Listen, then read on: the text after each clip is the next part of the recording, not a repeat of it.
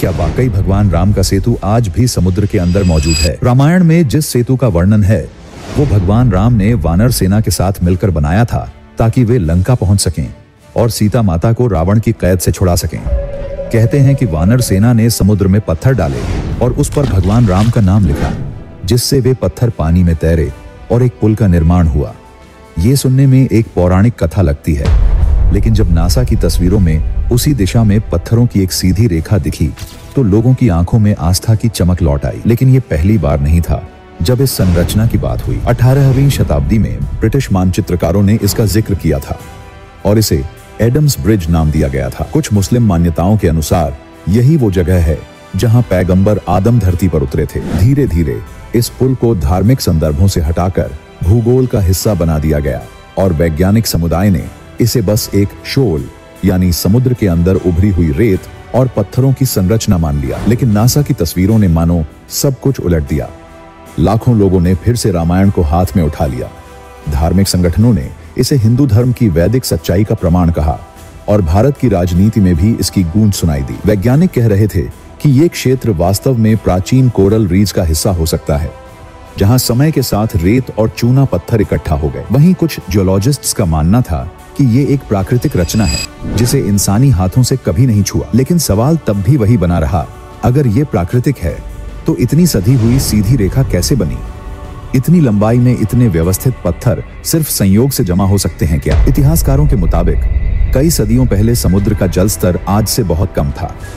ऐसे में ये सेतु संभवतः पानी के ऊपर रहा होगा और लोग पैदल चलकर भारत से श्रीलंका जाया करते होंगे।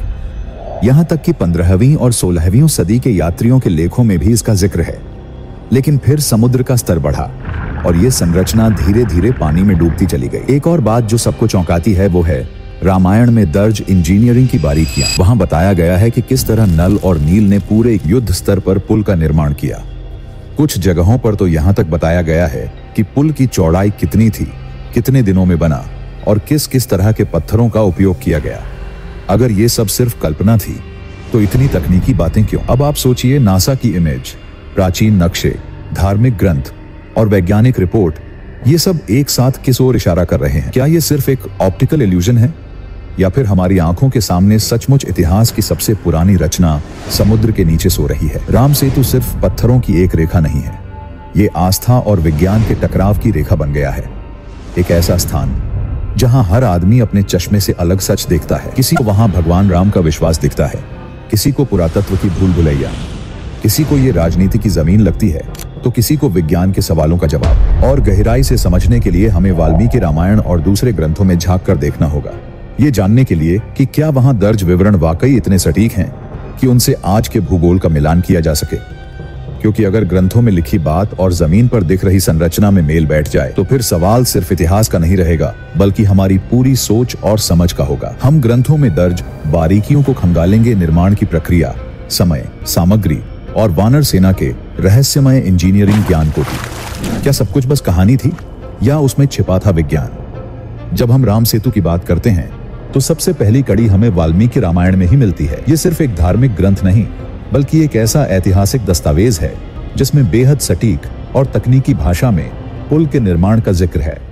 रामायण में जब राम, लक्ष्मण और वानर सेना लंका की ओर बढ़ते हैं तो सबसे बड़ी चुनौती उनके सामने यही होती है, विशाल समुद्र। वाल्मीकि रामायण के युद्ध में बताया गया है कि भगवान राम समुद्र से प्रार्थना करते हैं कि वो उन्हें रास्ता दे, लेकिन जब समुद्र चुप रहता है तो राम क्रोधित होकर अपने धनुष से समुद्र को सुखाने की धमकी देते हैं। तब समुद्र देवता प्रकट होते हैं और सलाह देते हैं कि वानरों में मौजूद नल और नील नाम के 2 इंजीनियर समुद्र पर पुल बना सकते हैं। यहाँ ध्यान देने वाली बात यह है कि नल और नील को बचपन में ही एक वरदान मिला था कि उनके द्वारा फेंका गया कोई भी पत्थर पानी में डूबेगा नहीं। अब सवाल उठता है, क्या ये सिर्फ कल्पना है या इसके पीछे कोई विज्ञान छिपा है? रामायण में कहा गया है कि वानर सेना ने 5 दिन में पुल का निर्माण किया।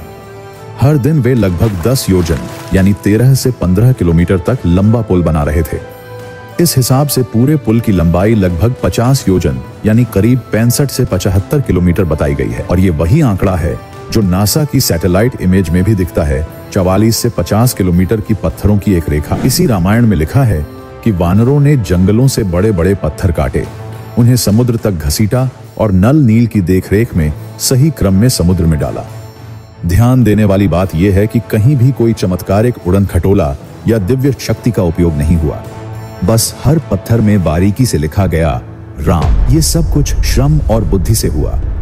ये बताता है कि उस युग में इंजीनियरिंग, गणित और संगठन का गहरा ज्ञान था। वाल्मीकि रामायण के अलावा कम्मन रामायण यानी तमिल भाषा की एक प्रमुख रामायण अध्यात्म रामायण और रामचरितमानस जैसे ग्रंथों में भी इस पुल का उल्लेख आता है। इनमें से कई में पुल की लंबाई, सामग्री और यहाँ तक कि कितनी गहराई में पत्थर रखे गए, इन सब का भी जिक्र है। अब जरा सोचिए, हजारों साल पुराने ग्रंथों में दर्ज ये विवरण आज के वैज्ञानिक आंकड़ों से इतनी हद तक कैसे मेल खाते हैं? क्या ये सिर्फ संयोग है? यहाँ एक और चौंकाने वाली बात है। 2007 में इंडियन काउंसिल ऑफ ऐतिहासिक रिसर्च के साथ कई जियोलॉजिस्ट्स और पुरातत्वविदों ने मिलकर एक जांच किया। उन्होंने राम सेतु क्षेत्र की जियोलॉजिकल स्ट्रक्चर की जांच की और पाया कि इस रेखा पर मौजूद पत्थर के नीचे मौजूद प्राकृतिक सैंडबैंक पर रखे गए हैं, यानी कि नीचे समुद्री रेत और मूंगे की प्राकृतिक परत थी और उस पर ऊपर से इंसानों द्वारा रखे गए पत्थरों की परत मौजूद है। क्या ये वही निर्माण प्रक्रिया नहीं जो रामायण में वर्णित है? इसके अलावा धनुषकोडी नामक स्थान, जो रामेश्वरम के बिल्कुल किनारे पर है, आज भी स्थानीय लोगों के लिए सेतु का आरंभ माना जाता है। वहां आज भी टूटे हुए पत्थर, जिन पर शिल्पकारी के निशान हैं, पाए जाते हैं। वैज्ञानिकों को वहां ऐसे पत्थर भी मिले हैं जो स्थानीय भौगोलिक संरचना से मेल नहीं खाते, यानी वे पत्थर किसी और जगह से लाकर यहाँ रखे गए थे। तो फिर क्या ये माना जाए कि उस समय के लोगों के पास लॉजिस्टिक्स और भारी इंजीनियरिंग का वो ज्ञान था जिससे वो 50 किलोमीटर लंबा पुल बना सके? कुछ वैज्ञानिक इस बात को साइंस फिक्शन कहकर टाल देते हैं। उनका कहना है कि ग्रंथों में समय की हिसाब, दूरी की माप और वर्णनात्मक शैली अक्सर अतिरंजना के साथ होती है। लेकिन जब ग्रंथों की भाषा विज्ञान से मेल खाने लगे तो फिर सवाल उठता है कि किसे सच्चाई माना जाए। एक और रहस्य की बात, रामायण के विभिन्न संस्करणों में एक ही सेतु का नाम बार बार आता है, लेकिन कुछ इसे सेतुबंध कहते हैं, कुछ नल सेतु और कुछ राम सेतु कहते हैं। दिलचस्प बात यह है कि आज तक कोई भी ग्रंथ ये नहीं कहता कि ये सेतु काल्पनिक था। सभी में इसे एक ऐतिहासिक घटना की तरह दर्ज किया गया है। और ध्यान दीजिए, श्रीलंका के कुछ प्राचीन बौद्ध ग्रंथों में भी इस पुल का जिक्र मिलता है। वहां इसे सेतुबंदा कहा गया है, जिसका अर्थ होता है बंधा हुआ पुल। यहाँ तक कि तमिल संगम साहित्य में भी राम सेतु जैसी संरचना के पार जाने की यात्रा का जिक्र है। तो अब ये सवाल पहले से और गंभीर हो जाता है, क्या हजारों साल पुराने इन ग्रंथों ने वाकई किसी ऐसे निर्माण का जिक्र किया है जो आज भी वैज्ञानिक प्रमाणों के साथ मौजूद है, या फिर हमें ये मानना पड़ेगा कि इतिहास और पौराणिकता के बीच की रेखा शायद उतनी साफ नहीं है जितना हम सोचते हैं? अब तक आपने रामायण जैसे ग्रंथों में वर्णन पढ़ा, लेकिन आज के दौर में जब हर चीज का प्रमाण चाहिए तो सवाल उठता है कि क्या विज्ञान भी राम सेतु के अस्तित्व को स्वीकार करता है? शुरुआत करते हैं नासा से। साल 2002 में नासा ने एक सैटेलाइट इमेज जारी की थी जिसमें भारत और श्रीलंका के बीच समुद्र में एक सीधी पत्थरों की रेखा स्पष्ट रूप से दिख रही थी। नासा ने इसे चेन ऑफ शोल्स यानी मूंगे और रेत की कड़ियों की श्रृंखला कहा, लेकिन उन्होंने ये भी स्वीकार किया कि ये रचना बिल्कुल मानव निर्मित पुल जैसी दिखती है। अब यहीं से विवाद शुरू हुआ। भारत सरकार ने ASI यानी भारतीय पुरातत्व सर्वेक्षण को इस संरचना की जांच का काम सौंपा, लेकिन 2007 में ASI ने सुप्रीम कोर्ट में एक हलफनामा दिया जिसमें कहा गया कि राम सेतु का कोई ऐतिहासिक प्रमाण नहीं है, ये सिर्फ एक प्राकृतिक संरचना है। इसी के साथ पूरे देश में विरोध भड़क उठा क्योंकि लाखों लोगों की आस्था को एक झटके में काल्पनिक बता दिया गया था। लेकिन क्या विज्ञान वाकई यही कहता है? सच तो ये है कि 2005 से लेकर 2013 तक कई भारतीय और विदेशी वैज्ञानिकों ने इस क्षेत्र की गहराई से स्टडी की। Geologist Dr S. भक्शी और समुद्री विशेषज्ञ डॉक्टर राजीव नाथ ने अपनी स्टडी में कहा कि राम सेतु की रचना में जो पत्थर पाए गए हैं वे कोरल या समुद्री चट्टान नहीं है, बल्कि क्वारिड स्टोन्स यानी काटे गए निर्माण पत्थर हैं जो समुद्र के फर्श पर पाए जाने वाली रेत और मिट्टी से पूरी तरह अलग हैं। यहाँ सबसे चौंकाने वाला बात सामने आया, इन पत्थरों के नीचे जो परत है वो नेचुरल सैंड बैंक यानी एक प्राकृतिक उभार है, लेकिन उसके ऊपर जो पत्थर रखे गए हैं वे मानव द्वारा व्यवस्थित तरीके से रखे गए प्रतीत होते हैं। आप सोचिए, सैकड़ों टन वजनी पत्थरों को एक एक करके समुद्र पर इतनी दूरी तक जमा करना क्या बिना किसी प्लान और तकनीक के संभव था? अब बात करते हैं कार्बन डेटिंग की, यानी किसी वस्तु की उम्र मापने की वैज्ञानिक तकनीक। 2003 में अमेरिका की एक रिसर्च टीम ने राम सेतु क्षेत्र से कुछ नमूने लेकर उनकी उम्र जांची। उन्होंने पाया कि नीचे की सैंड बैंक लगभग 7000 साल पुरानी है, जबकि ऊपर रखे गए पत्थरों की उम्र 3500 से 5000 साल के बीच है। अब जरा ध्यान से सोचिए, अगर ये पत्थर पहले से वहां मौजूद होते तो उनकी उम्र नीचे की सतह से ज्यादा होनी चाहिए थी, लेकिन यहाँ ठीक उल्टा हुआ। मतलब ये पत्थर बाद में इंसानों ने वहां रखे, और यही तो बताता है कि ये प्राकृतिक नहीं बल्कि एक मानव निर्मित संरचना है। एक और शोध, NIOT ने समुद्र की गहराई में सोनार मैपिंग की मदद से पूरी निर्माण का नक्शा खींचा और पाया कि ये संरचना सीधी रेखा में 48 किलोमीटर तक फैली हुई है, और उसमें जगह जगह पर पत्थरों को लेयर्ड यानी तहों में रखा गया है। इतनी बड़ी संरचना जो सीधे रेखा में बनी हो, लेयर्ड हो और दो देशों को जोड़ती हो, क्या ये सिर्फ प्रकृति का खेल हो सकता है? अब जरा सोचिए, अगर ये प्राकृतिक होता तो क्या ये इतना सीधा होता? क्या इसमें ऐसे पत्थर पाए जाते जो वहां की मिट्टी से मेल नहीं खाते? राम सेतु से जुड़े सबसे रहस्यमय तथ्यों में से एक है तैरते हुए पत्थर। रामेश्वरम और धनुषकोडी के आसपास ऐसे कई पत्थर देखने को मिलते हैं जो पानी में डूबते नहीं हैं। अब विज्ञान की नजर में कोई भी सामान्य पत्थर पानी में तैर नहीं सकता, तो फिर ये कैसे? कुछ वैज्ञानिक इसे फ्यूमस स्टोन यानी ज्वालामुखीय पत्थर कहते हैं, जिसमें हवा के छिद्र होते हैं जिससे वो हल्के हो जाते हैं। लेकिन रामेश्वरम और श्रीलंका के बीच पाए गए ये पत्थर ज्वालामुखी क्षेत्र से नहीं आए हैं, और सबसे हैरानी की बात, इनमें से कई पत्थर मानव निर्मित कटाई और आकृति दर्शाते हैं। तो सवाल उठता है, क्या इन पत्थरों को किसी विशेष तकनीक से तैयार किया गया था जिससे वो हल्के बने रहें और तैर सकें? क्या प्राचीन भारत में ऐसा कोई मटेरियल साइंस था जो आज के विज्ञान से कहीं आगे था? राम सेतु की दिशा पूर्व से पश्चिम की सीधी रेखा में है, वो भी बिल्कुल सटीक।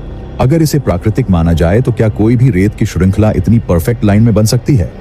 अब वैज्ञानिकों ने पाया कि ये रेखा उस समय के समुद्र के प्रवाह और चांद की क्षेत्र से मेल खाती है। ये सटीकता इतनी गहरी है कि आज के आधुनिक इंजीनियरों को भी ऐसी संरचना बनाने में मुश्किल आए। क्या प्राचीन भारत में अर्थ अलाइनमेंट, ग्रेविटेशनल अंडरस्टैंडिंग और ओशन करंट मैपिंग का ज्ञान था? क्योंकि अगर ये सही है तो ये सिर्फ एक पुल नहीं बल्कि एक खगोल आधारित संरचना है जिसे बेहद सटीक तरीके से प्लान किया गया। हजारों वर्षों से भारतीय लोक कथाओं और धार्मिक ग्रंथों में ये उल्लेख मिलता रहा है कि राम सेतु बनाने के लिए इस्तेमाल हुए पत्थर पानी में डूबते नहीं थे।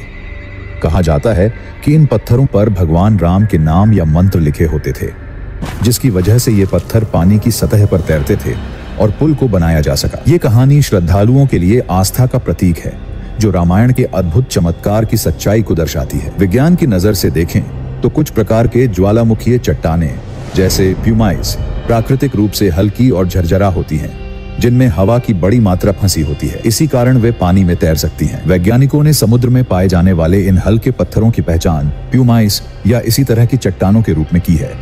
पर सवाल ये उठता है कि क्या राम सेतु के पत्थर वास्तव में ऐसे प्राकृतिक प्यूमाइस थे या फिर कुछ और? जो सबसे बड़ा रहस्य है वो ये कि समुद्र में इतनी बड़ी संख्या में और इस तरह के पत्थरों का होना किस प्रकार संभव है। यदि ये प्राकृतिक है तो ये पत्थर समुद्र की धारा, ज्वालामुखीय विस्फोट या अन्य भूगर्भीय गतिविधियों से कैसे जमा हुए? और क्या संभव है कि ये एक संयोग मात्र हो जिससे ये पत्थर समुद्र की सतह पर एक पुल जैसी संरचना बना सके? इसके अलावा कई वैज्ञानिकों और पुरातत्वविदों ने यह भी माना है कि ये पत्थर मनुष्यों द्वारा कहीं और से लाए गए हो सकते हैं। पुराणों में वर्णित वानरों द्वारा पत्थर इकट्ठा करने और पानी में तैरते हुए पुल बनाने की कथा इस संदर्भ में दिलचस्प बन जाती है। ये आस्था और विज्ञान के बीच की एक जटिल कसौटी की तरह है। कुछ लोग मानते हैं कि विज्ञान इन चमत्कारों को पूरी तरह समझ नहीं पाया है और ये पत्थर हमारी आस्था का जीवंत प्रमाण है, जबकि वैज्ञानिक तर्क देते हैं कि प्राकृतिक कारणों से ये सब हुआ होगा। ये विवाद इस बात को भी उजागर करता है कि विज्ञान और आस्था हमेशा एक दूसरे के खिलाफ नहीं बल्कि कई बार सह अस्तित्व में भी होते हैं। यहाँ एक और सोचने वाली पहलू ये है कि तैरते पत्थरों की कहानियां केवल भारत में ही नहीं बल्कि अन्य संस्कृतियों में भी मिलती हैं, जहाँ चमत्कारी पत्थरों और उनके विशेष गुणों को माना गया है। ये दर्शाता है कि मानव जाति सदियों से ऐसे प्राकृतिक आश्चर्यों को अपनी धार्मिक मान्यताओं और मिथकों से जोड़ती आई है। इसलिए जब हम राम सेतु के पत्थरों को देखते हैं तो हमें केवल भौतिक विज्ञान की नजर से नहीं बल्कि आस्था, संस्कृति और लोक कथाओं के साथ भी देखना चाहिए। ये पत्थर चाहे प्राकृतिक हों या मानव निर्मित, भारतीय सभ्यता की गहराई और उसकी अद्भुतता का प्रतीक हैं। राम सेतु के ये तैरते पत्थर आज भी भारत के दक्षिणी समुद्र तट के पास पाए जाते हैं और कई श्रद्धालु उन्हें देखकर अपने विश्वास को मजबूत करते हैं। विज्ञान इन पत्थरों के भौतिक गुणों को समझने में लगा हुआ है, लेकिन आस्था की दुनिया में ये पत्थर एक चमत्कार से कम नहीं है। राम सेतु सिर्फ एक भौतिक संरचना नहीं है, बल्कि ये करोड़ों भारतीयों की आस्था, सांस्कृतिक पहचान और इतिहास का एक अनमोल हिस्सा है। इसे धार्मिक दृष्टि से देखना हो या वैज्ञानिक नजरिए से, राम सेतु के विषय में दोनों ही दृष्टिकोणों में गहराई और विवाद मौजूद है। यही कारण है कि ये पुल हमेशा से धार्मिक, सांस्कृतिक और वैज्ञानिक बहसों का केंद्र रहा है। धार्मिक दृष्टिकोण से राम सेतु को भगवान राम और उनकी वानर सेना द्वारा निर्मित माना जाता है। ये एक ऐसा प्रतीक है जो भारतीय सभ्यता और धर्म की शक्ति को दर्शाता है। यहाँ तक कि आज भी लाखों श्रद्धालु इसे एक पवित्र स्थान मानते हैं, जहाँ वे पूजा अर्चना करते हैं और अपनी आस्था व्यक्त करते हैं। राम सेतु के आसपास कई मंदिर और धार्मिक स्थल हैं, जो इसकी पवित्रता और महत्व को दर्शाते हैं। सांस्कृतिक दृष्टि से राम सेतु भारतीय साहित्य, कला, संगीत और लोक कथाओं में एक अमूल्य विषय रहा है। रामायण, जो भारतीय उपमहाद्वीप का एक प्रमुख महाकाव्य है, इस सेतु को एक ऐतिहासिक और मिथकीय स्थल के रूप में स्थापित किया है। ये पुल न केवल एक भौतिक संरचना है, बल्कि भारतीय सांस्कृतिक चेतना में एक गहरा प्रतीक है, जो धर्म, परंपरा और विरासत को जोड़ता है। वहीं वैज्ञानिक नजरिए से राम सेतु को एक प्राकृतिक समुद्री संरचना माना जाता है, जिसे लाखों वर्षों में समुद्र की धाराओं, भूगर्भीय प्रक्रियाओं और समुद्री जीवों की क्रियाओं से बनाया गया। वैज्ञानिकों ने इसके निर्माण को समझने के लिए भूवैज्ञानिक सर्वेक्षण और पुरातत्वीय शोध किए हैं। इन शोधों ने बताया है कि राम सेतु के पत्थर और संरचना प्राकृतिक हैं। हालांकि इसकी उम्र और संरचना पर वैज्ञानिक समुदाय में अभी भी बहस जारी है। इस धार्मिक और वैज्ञानिक दृष्टिकोण के बीच की दूरी को पाटने के लिए कई विशेषज्ञ कहते हैं कि हमें राम सेतु को एक सेतु के रूप में देखना चाहिए, जो आस्था और तर्क, पुरातन कथा और आधुनिक विज्ञान को जोड़ता है। ये सेतु केवल एक भौतिक पुल नहीं, बल्कि एक सांस्कृतिक पुल है, जो हमें हमारी जड़ों से जोड़ता है और हमारे इतिहास की गहराई में ले जाता है। वीडियो अच्छी लगी हो तो कमेंट में जय श्री राम जरूर लिखें। धन्यवाद।